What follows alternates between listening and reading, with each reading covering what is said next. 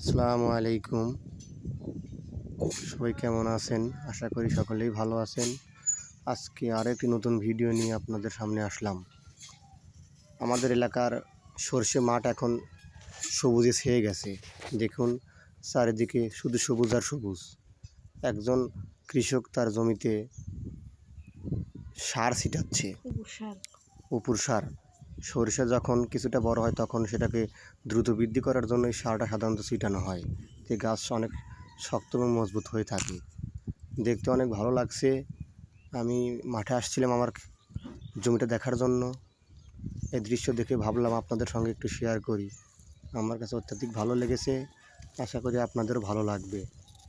এবং আমার ভিডিওগুলো যদি আপনাদের কাছে সামান্যতম ভালো লাগে তাহলে অবশ্যই লাইক, কমেন্ট এবং শেয়ার দিয়ে আমার পাশে থাকবেন। এবং আপনাদের কী ধরনের ভিডিও ভালো লাগে আমাকে কমেন্ট বক্সে জানাবেন। আমি চেষ্টা করব আপনাদের সেই ভিডিওগুলো সামনে নিয়ে আসার জন্য।